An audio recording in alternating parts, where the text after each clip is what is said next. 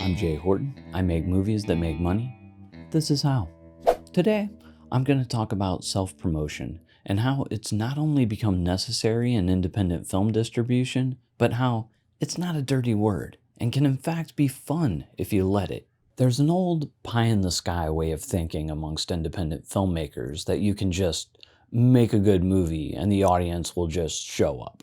That you can just keep your head down, do good work, and let that work speak for itself. Problem is, in this day and age, there are thousands of other capable filmmakers out there that are doing the exact same thing. The competition is thick now like never before, and there are more ways than ever to get your films in front of an audience. More product and more platforms means the overall pay for the product is down. In order to get eyeballs on your movie, promotion is more important than ever before. And unless you have a very robust budget set aside for promotion, you're gonna have to do it all yourself. And yeah, that means self-promotion. The problem is that there's a stigma surrounding self-promotion. Many feel that it's pretentious, boastful, or self-centered. And while excessive self-promotion can come off bad, it's super important to know how to do it effectively to rise above your competition. Here are a few tips on how to self-promote. Number 1, promote others. It's much easier to toot someone else's horn, so mix up any self-promotional posts you're doing with posts for other filmmakers and artists out there. Take the spotlight off yourself. Then as you get more comfortable with it, start using those techniques when talking about yourself. Number 2, practice at least a 3-to-1 ratio. In order to not be perceived as a complete self-promoter, a person should post no more than 1 self-promotional post for every 3 posts that you make. Number 3, add value. Ask questions, seek out input, as opposed to just posting, hey, check out my movie. I made a couple of Bigfoot documentaries, so often I'd post a link to the documentary with a simple post asking, do you believe in Bigfoot? Why or why not? It's a simple question, and it got a lot of responses and interactions that led to many click-throughs. Remember, the key to social media promotion is interaction.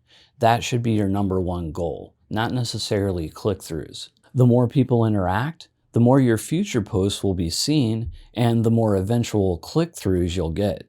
Social media promotion is a long game. It's not all about that current post. Keep in mind, the current CPC, cost per click, on ads on Facebook and Google runs around $2. On a super low budget movie, this isn't a feasible strategy. The trick here is not to go after that CPC necessarily, but to build brand awareness, get people talking about and interacting with your stuff. This will lead to more eventual conversions.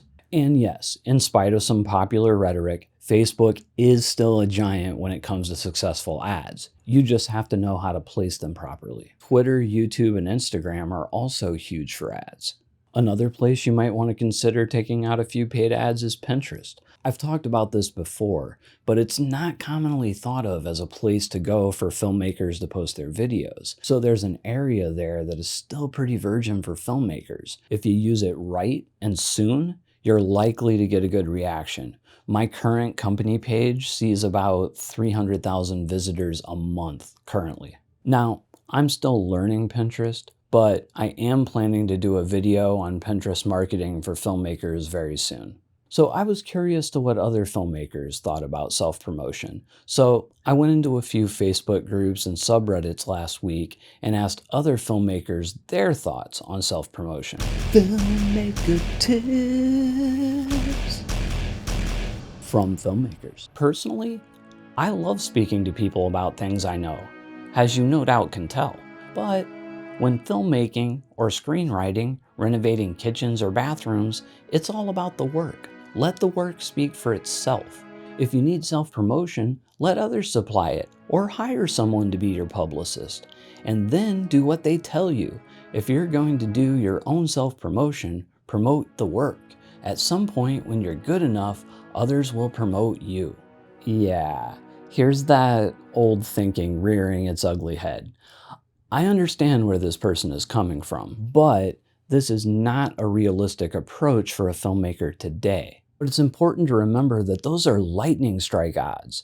For every talented filmmaker that's made it by letting the work speak for itself, there are hundreds, probably thousands of others that made it by not only knowing how to make a good movie, but knowing how to promote that movie themselves.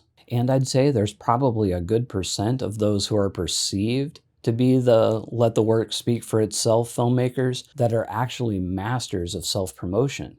See David Lynch, see Quentin Tarantino in the 90s.